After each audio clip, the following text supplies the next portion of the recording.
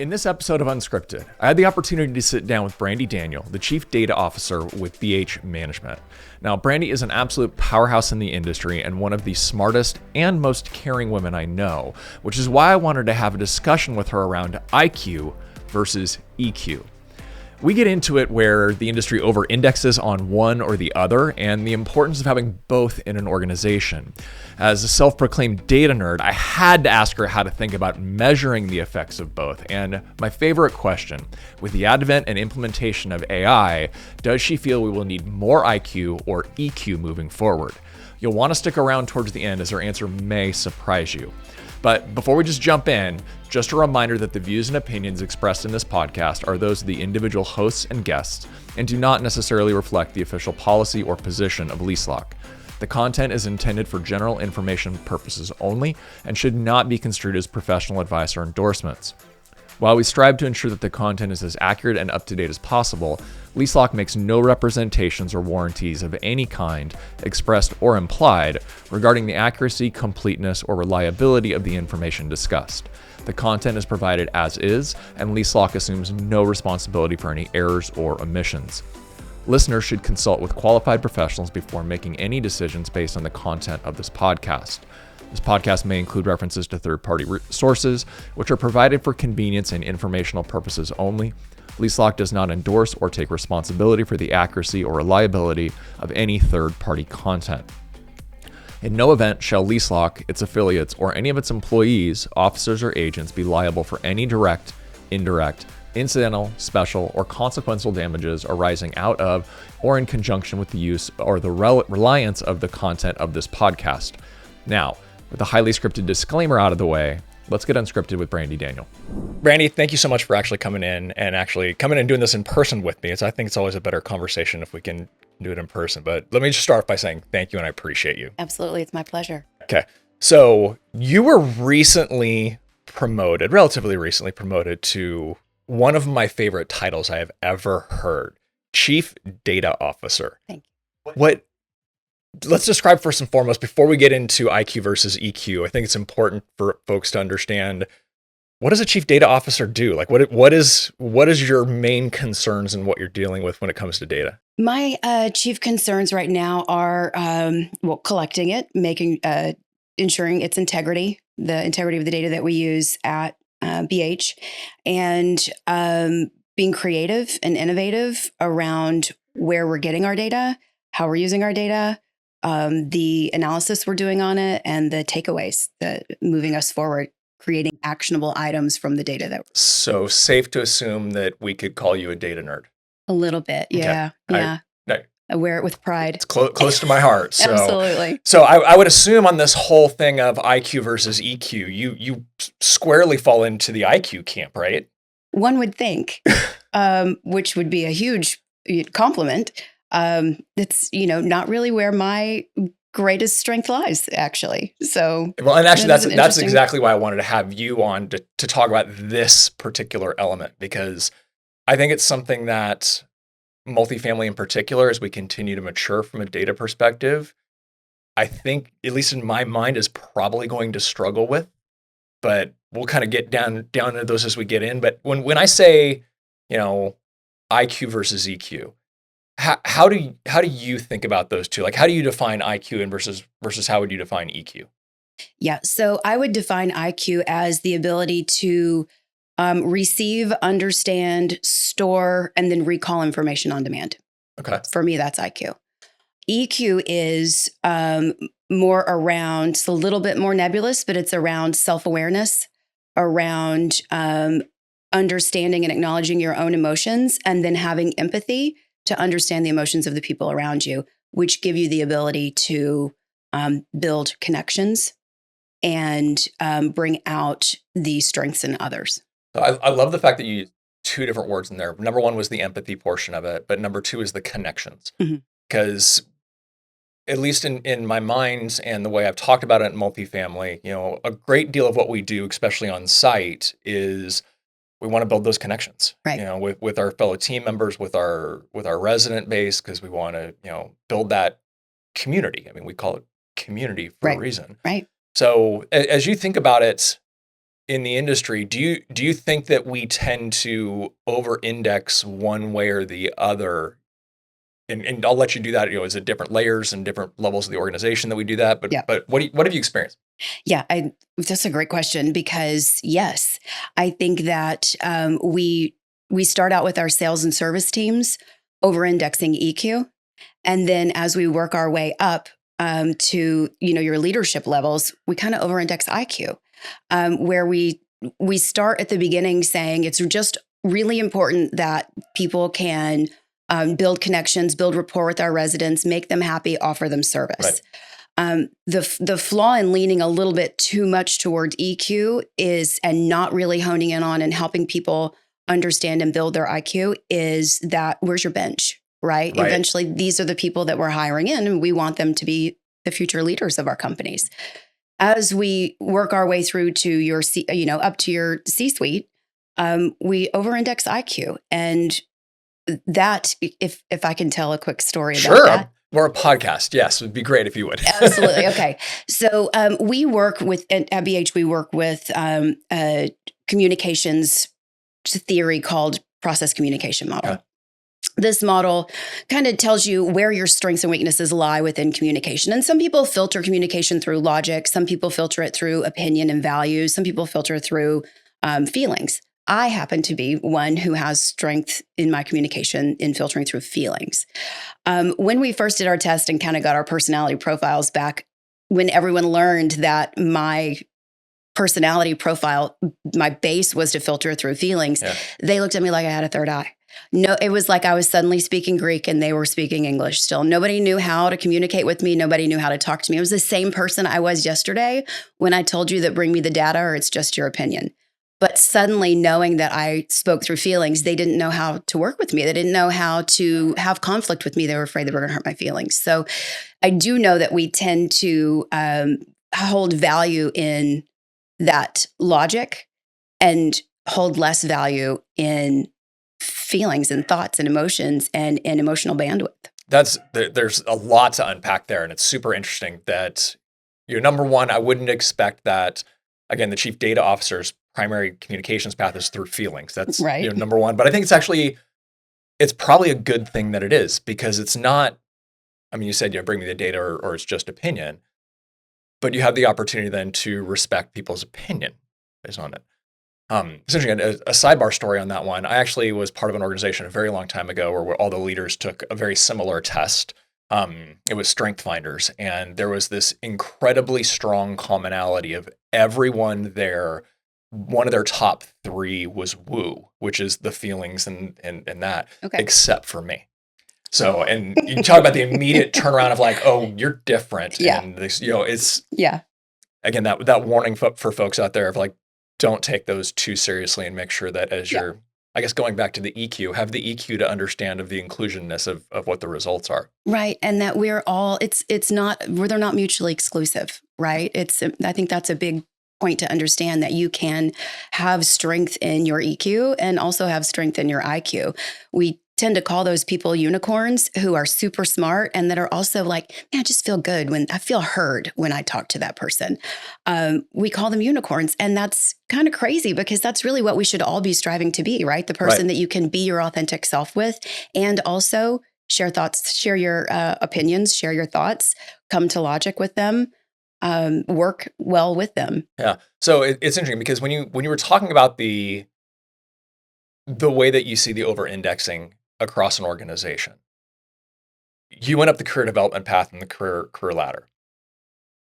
I don't see a whole lot of groups out there, and maybe this is just me being inside baseball with a lot of them, but how are you at BH thinking about, if we're at high EQ, lower IQ, I'm not going to say low IQ, lower IQ on those entry-level site positions, and as they work their way up through the leadership ladders, how are you transitioning those levers? Like what is it that you do? And I guess let me start with the base levels. Like, do you think that you can train IQ and train EQ? I do think that, I think that IQ is sort of seminal, right? Like you have to have a certain IQ in order to get the interview. Sure. Right? You have to have a certain IQ in order to be qualified to do this job, period. In order to be good at it, to be great at it, you also need to have EQ. And so I don't want it to seem like people who are in sales and service don't have high IQ, because they definitely Right. No, do. absolutely. Yeah. It is that EQ that makes them great. I think that, yes, I think you can train EQ, and I think that you can train IQ. I think that it's, especially when it comes to a particular industry, right? Like, you put in your 10,000 hours and you've mastered it, right? Like, that's the general understanding. I think that what we have so long focused on is putting in our 10,000 hours, getting our mastery, understanding the information that we can store and recall, and be able to say, look, if you're going to reposition your community in the market, you're going to need to check off these boxes and do these things. I think what we haven't put enough attention on, and what has to be modeled and has to be focused on, is how does that change the way our on-site teams feel and act, and what they do, and how they show up for work. And as we're doing these things, how does their day-to-day change? And then begin to be more creative about the way that we're doing them, right? Think about innovation. Think about, outside the box, if I can use a tired old phrase. How do we think of it differently? How do we look at it differently? How do we do it differently? And that all falls under EQ in my book. Okay, so interesting, because again, as you're saying these things, I tend to go towards some of the things that I know like BH is doing. BH is, we've talked about this a number of times. Personally, I've been moving towards what I would call a more specialized model. I still bristle at the word centralization because they're mostly decentralized models, but yeah. How, or have you seen that the application of,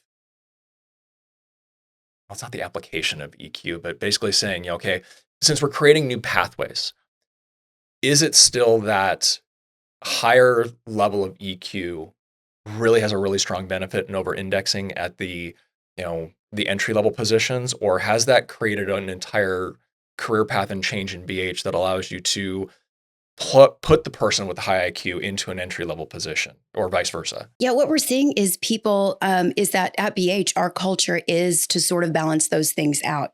And so what we see is the people who really thrive, and especially those team members that are moving into those shared services roles, centralized roles, are those folks who are very well balanced in both IQ and EQ. They are showing up. They are very good at critical thinking, and they are very good at creative thinking. Okay. And so those team members that are really thriving out there are the ones that are showing up. They're getting an understanding of what we're doing today. And then they're saying, it can make this better. I have an idea. And those are the people that are really thriving, that are really enjoying the roles. And fortunately for us, there's hundreds of them. They're amazing, right? They're coming from our on-site teams, and they're moving into these roles, and they're saying, I've always had this idea and I think we can do it. And the beauty of listening to those folks is they are really good ideas, and they can be done.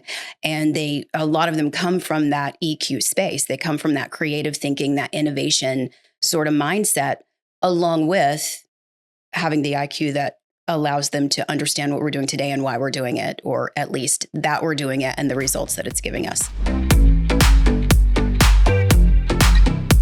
So is that ability to listen an example of where you think that leadership may have an over index towards the IQ versus the EQ? Yeah, for sure. For sure, right? We all have in our career that one supervisor or boss or manager who was unable to listen, maybe was a little bit toxic, maybe was unwilling to admit when they were wrong, or unwilling to take your thoughts. For us, one of our core practices is hearing every voice. And we really take that very seriously. And it makes us smarter. I mean, there's a lot of people out there with a lot of really unique points of views that we could not possibly have. You have a perspective I could not possibly have. You're coming at this problem from a completely different angle. And occasionally it's brilliance, right? It's fantastic. And they've, nailed the problem, and they've nailed the solution to it. And we never would have come to it had we not been open to listening. And being open to listening is part of that, is learning and practicing empathy, learning and practicing the ability to build connections, learning and practicing building rapport. and being self-aware and being aware of maybe if you're a little bit territorial. Maybe somebody's bringing you a problem that's yours or is of your making even. Yeah. That never happens. I do not cause problems. I don't break things. I just know that not to be true. Having somebody come in and say, look, we see what you were trying to do and maybe you missed the mark a little bit, but this really could have nailed it. Being aware of your emotions, being aware of how you're reacting, maybe a little bit of territorialness is really important for hearing every voice. You're going to kind of have to step out of your ego and listen for a minute and say, okay, that was a better idea than mine, right? And that makes us all better. We're all better for it. It is amazing. I don't remember who said it. It's amazing how much work you can get done when you don't care who gets the credit for it. Love that. I haven't heard that, but I love that. Yeah, I don't remember who said it, but I love it. And I think of it often. I'm going to attribute it to you from now on. Please. Because I mean, like Emerson, Brandy, whatever. Same level. Same level. Same. Well, it was interesting, as you were going through that description, because you went to the next spot, which for me, I was going to ask you, well, how can someone develop that? And you immediately led to the questions that people could be asking themselves, which actually rang very true to how you defined EQ in the very, very beginning. So that really resonated. But being the chief data officer, I want to get back to some of the data on this. I would think that it is relatively easy to measure IQ, and I'm not talking about an IQ test. We should distinguish. That's really not what we're talking about.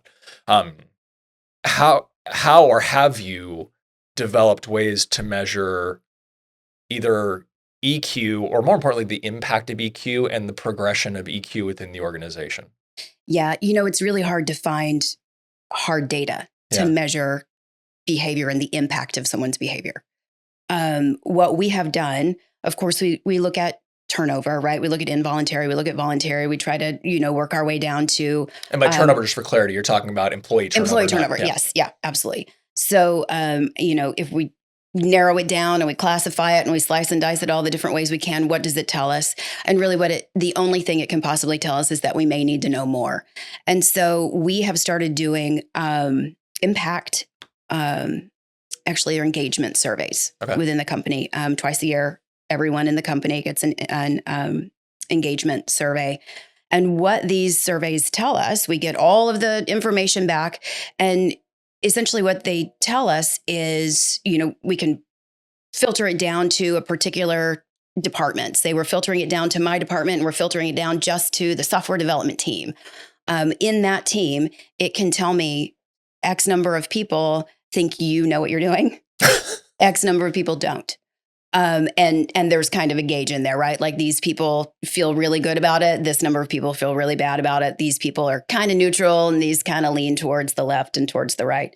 But there's a series of questions and the engagement surveys are questions like, do you feel that you contribute? Do you feel like what you contribute matters? Do you feel like you have the opportunity to grow here? Do you feel like you are heard when you opt for a suggestion? These questions that really matter on the EQ scale and matter for engagement, matter for our teams feeling like they belong and like they're contributing and what they do matters every day. And that's what keeps you showing back up to work, right? I hope, the paycheck helps, right? It helps to get paid. Of course, yeah. You're not going to get work for free. You're not going to work for free. But, when push comes to shove and maybe you're having a bad day or you're in the heat of conflict, which we all end up in, have we built a psychologically safe enough environment for you that you want to show back up tomorrow and fight that fight? That's what we're really going for, right? Yeah, it's interesting. I hadn't thought of using an engagement survey the way that you're describing. Definitely from an engagement perspective, are they willing to show up the next day, et cetera. But as a measurement for the EQ of the organization and be able to slice and dice that at the different layers is probably another opportunity that I would imagine most organizations have to leverage something they're probably already doing. Yeah. When you started really getting into this, were there additional areas of inquiry you added to the engagement, or did we really kind of start off? We started off the first year, I think, and our chief people officer is the one who started the engagement survey and brought it to us, worked on all the questions. I think we started off with what, she had come to was, this is a good starting point for us. And it was a great starting point for us. And then we kind of worked our way into, it would be great to understand this and it would be great to know that. Once we got that first set of information back, we had more questions, right? Sure. If 3% of people think we don't know what we're doing, why, right? What have we done that makes them think we don't know what we're doing? Obviously, we've not communicated something well, right? Obviously, where have we missed in that? So how can we slice and dice it more? And how can we get more information about what we're not doing right so that we can be sure that these team members feel confident in that what they're contributing is important to us? Going back to that 3%, we'll just keep saying the 3%. I guess maybe it's not the 3% that I'm thinking of. I'm thinking of, how do you take that information and realize that, okay, we've got an opportunity to increase the EQ of the organization. Mm-hmm. Well, I guess let me ask, were there areas where you actually saw that? And if so, what kind of approach did you guys take to help really bring that? Because again, it's a little more of a soft skill than it is hey, this is how you do programming.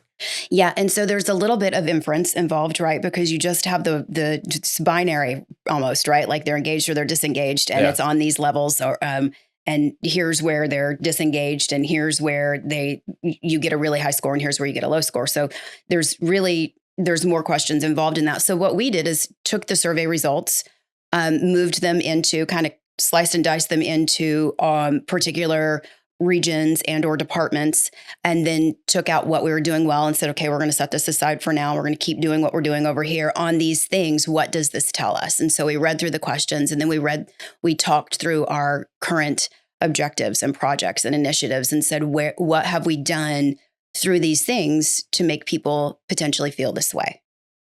And what kind of boiled down to was we all came to the same last year agreement that, we may have missed the mark in communicating something. So we may have not communicated well enough or often enough. We may not have, we thought at the time we were saying the right things. We still feel confident about the things we said and how we said it. We're not sure we said it enough. And so as we rolled into this year, it was, we're going to say these things more. We're going to say them louder. We're going to say them in different ways, right? We're going to say them on our State of BH presentation. We're going to say them in our BH newsletter. We're going to say them in emails. We're going to say them in our team meetings. And so trying to meet our team members where they are when they're available to hear it, because you can hear something over and over until it applies to you. You don't have room for that in your brain. And so just trying to, be better at communicating, hear, receive the information that's been given to us. And, to the EQ credit, I think sometimes when people talk about EQ, they start thinking that's kind of loopy. It's like woo-woo, flaky and woo-woo. Yeah. But it's so important that you embrace your willingness to listen, to hear, you cannot be better if you're not willing to learn, and you can't learn about how your impact on others if you're not listening to what they're telling you. And so I think that for us, taking in that survey was us listening, was us hearing, trying to receive, trying to recalibrate where we needed to recalibrate. And I think that's how we gauge our EQ. And I think it's how we gauge if we're acting well enough on that, if we're putting enough attention towards EQ, is how satisfied and comfortable our team members are. Well, and I think it's important for people to realize when you're, I'm making an assumption on this, so correct me if I'm wrong. When you're saying we're making this, you're really talking about the senior leadership of BH. This isn't, yes, it's also down in the depths that people are taking it serious, but this evaluation is being done by, you hold a seat level position. The 12 of us, yeah. It's that leadership. Yeah. I'm curious how, you guys have just recently gone through a pretty major transition, and I would imagine that this level of care and this level of listening probably had to go exponentially up during that process. How did you communicate that, or how did you achieve that throughout the organization? And I guess maybe share a little bit about what the major transition is for people who don't know what I'm talking about. We were acquired by Pretium. Yeah. Yeah. So little thing. Tiny little thing. Yeah. No big deal. Just a little acquisition. But that's, I mean, having worked at a company that did a lot of acquisitions, I know the angst that can come with that from both sides, with the acquirer and the acquiree. What was the approach that you guys took dealing with your teams and kind of communicating that through the organization when you said you needed to communicate things more? For us, it was we all said we'll take our own team, right? We're not gonna worry about. I mean, we obviously do worry about the overall message to the whole company and all of those things and everyone's comfortability, but it was I'll take my team, you take your team, and we'll be sure everybody's okay. And then we approached it with honesty and authenticity and open ears. If someone was concerned and someone had questions, we were available to answer those questions. And I think that the questions came and went very quickly. Everyone was very excited about it. Good. And so there was a kind of feeling of something new and exciting is happening as opposed to what's going on and what does that mean for me? And I think that has a lot to do with us being very willing to dig in, to sit down and say, right now, my time is for you and what questions do you have? It's interesting. There's a word that keeps coming up as you're talking through EQ that is questions. Like it's come up in a lot of your answers as questions. Is, in your opinion, is building an environment where EQ is obviously valued and trusted? Is it really about building a safe space to be able to ask a question without fear of reprisal? Gosh, I think that psychological safety is the key to building EQ in an organization. I think that people have to feel comfortable in asking whatever question they want to ask. They have to feel comfortable and IQ too, right? Let's be I was going to real. say, you said Q. Let's be real. Back when I started as a leasing professional in Las Vegas in the late 1900s. So it's been a minute. I've never heard someone put it that way before. So I've been around for a minute. Yeah.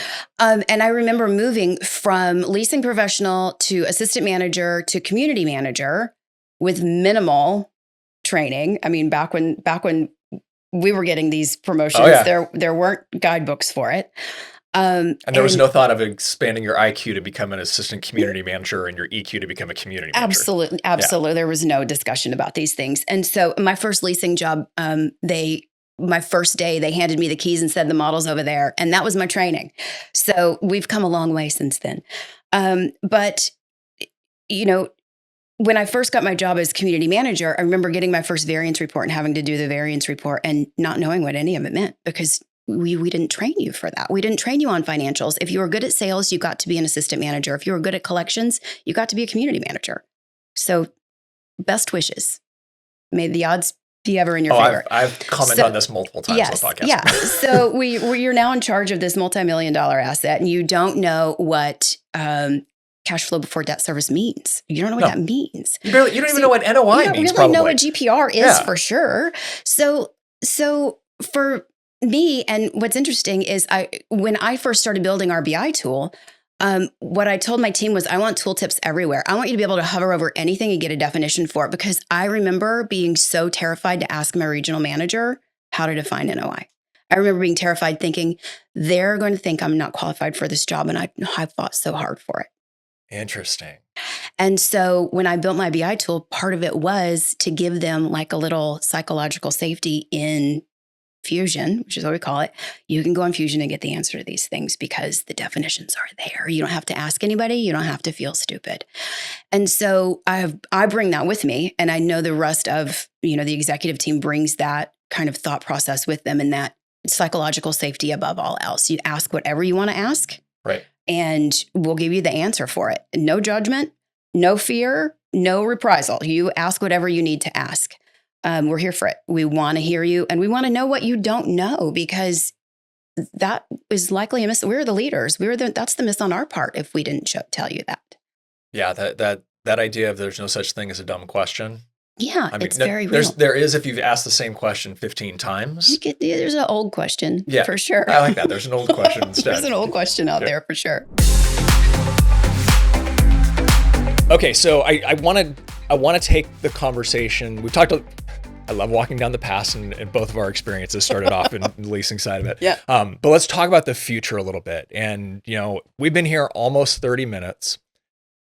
I'm with a chief data officer who's built the BI tool, and I haven't mentioned the letters AI yet. People are going to question my ability to do this if we don't go down that path. But I've really struggled with the idea of, with AI coming in, and not just large language models, there's a lot more other types of AI than just that. Does that put us in a position where people are going to need a higher IQ, or are they going to need a lower IQ because of what the AI can do, in your opinion? I think they're going to need a higher EQ. Okay. So we already carry around computers in our pockets, right? Yeah. If I want to know what movie won movie of the year in 1974, I'll just Google it real quick. I don't have to carry that information with me. If I need to understand the definition of NOI now, I can Google that. Yeah. I don't have to carry that information around in my head anymore. If I need to recall it, I'll just recall it from Google's brain. And that's what AI offers us, right? It's beginning to offer us that on so many different levels.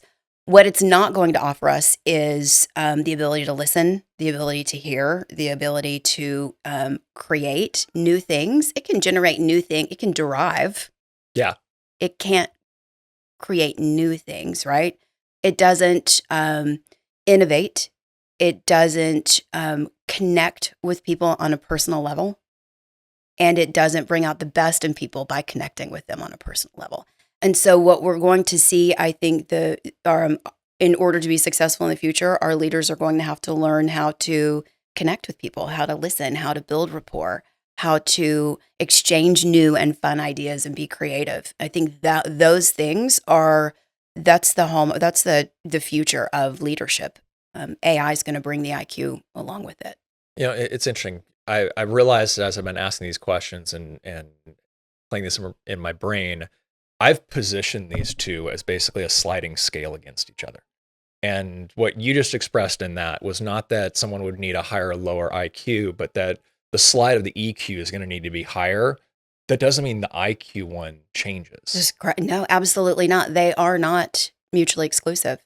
So you can have a high IQ and a high EQ, or you can have any derivation thereof, Okay, right? Yeah. So I guess, again, keeping with a future focus on this, and I think you kind of answered this already, but I'm going to ask it anyways. So in 5 years, do you think that, you already said you're going to need a higher EQ, more than likely, because again, it's going to be all about connection at that point. It's the one thing that the AIs can't necessarily do.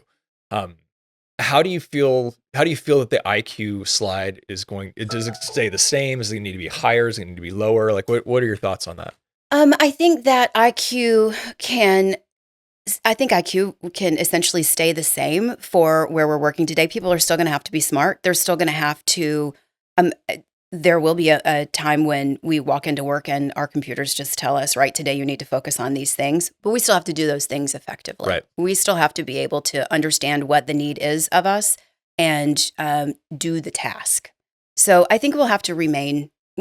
We can't just stop reading. We can't stop learning. We can't stop pushing ourselves and getting new information and learning the way things work. It's important that we maintain our knowledge about things. Yeah. Whereas I think EQ is incredibly important for the satisfaction of our day-to-day lives. IQ is, like I said, it's the sort of most seminal layer of even getting a job interview, right? You still have to be smart to get in the door. You still have to be willing to learn and grow your IQ. You still have to be willing to read about what's going on in your industry and in your niche, so that you can continue to be smarter and wiser even about what's happening. Because it's that IQ that helps us see around the corner, right? It's the IQ that helps us understand what's about to happen.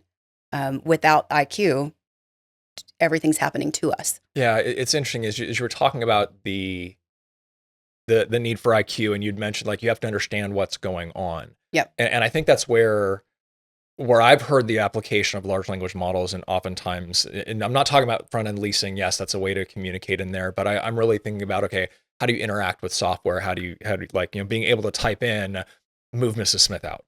Yeah. Or type in, or not even type in, talk Yeah. in, and be able to say those. Yeah. There still is that discernment that we're going to need to really run an effective business that's going to ask the questions of, well, why is Mrs. Smith moving out? Why are all these Mrs. Smiths moving out? How do we develop? And I think that's the part that I think on the vendor side of it, we also need to be thinking about that. It's not just about how do we complete a task faster with less clicks or with less brain power, but how do we leverage up through various different tools, whether it's an analysis, whether it's a visualization, et cetera, the whys behind it, so we can make so you can make better business decisions. Yeah, I think a critical piece of what we do all day is problem solving. And so, knowing that AI doesn't create, it can problem solve with the information it's been trained on. If you have a new problem, AI is not going to help you there. Right. You're still going to have to be able to critically think and problem solve. You're still going to have a very acute understanding of your specific role, and you're still going to have to be able to do your tasks, right? So when things come out of left field, you can handle them, so that you can make things better, so that you can understand what direction we're moving in and move either alongside the rest of the industry or, maybe even in front of it. Right. Without IQ, without paying attention to the information that is available to you, and without taking it in and working it over and working with what you have, you're not going to get ahead. You're not going to keep moving. I think for me, IQ was just kind of the gateway, even in the door, to be great at something. So adding EQ on top of that is a little bit of icing. So a little bit of a leading question, and then we'll wrap this up. So if I'm hearing you correctly and I'm interpreting correctly, you're basically saying, EQ gets you in from a foundational perspective, IQ gets you in from a foundational perspective, but EQ is what progresses you through an organization. That's what I think, yeah. Okay, interesting. I don't disagree with you, by the way, at all. It was a really interesting way to frame it. Okay, so let's bring this thing to a close, because we've talked about this a lot. I think we've discovered, at least I've discovered, that it's not a sliding scale, one or the other. It's not tipping scales. It's more like a mixing board where you can choose how much each one goes. That EQ is probably under-indexed on the leadership level and over-indexed on that site level, meeting level, et cetera. I would imagine, like, the last time I saw you was OpTech. Yep. And so I know that you get presented a ton of different technologies, a ton of different things that are going on. What do you think, let's call it over the next 3 years, is what technology are you the most excited about over the next 3 years? Where do you think it has the most potential?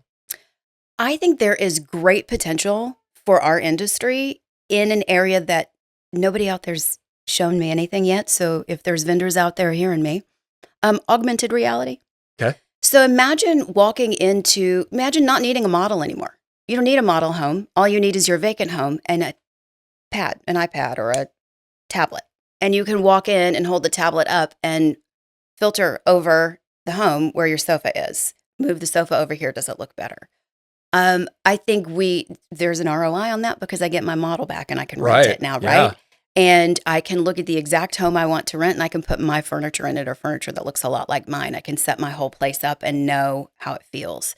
I also think that there is a good use case for augmented reality in our maintenance teams. Oh, for sure.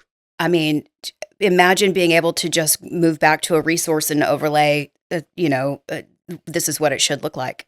In IT and IT in all kinds of places. I think that if there was a company out there that is starting to work with augmented reality on site plans, on floor plans, on AC units, and on maintenance things, I would love to talk to them about that.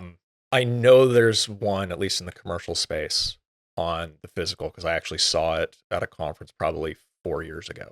I don't remember who it was, but they were literally talking about, and they did a live demonstration, which is super difficult when you're on stage doing a live demonstration, where they had someone on another continent walking a tech how to fix an air conditioning unit in a commercial. And imagine, like, for renovations, for exterior renovations, what you could do with augmented reality.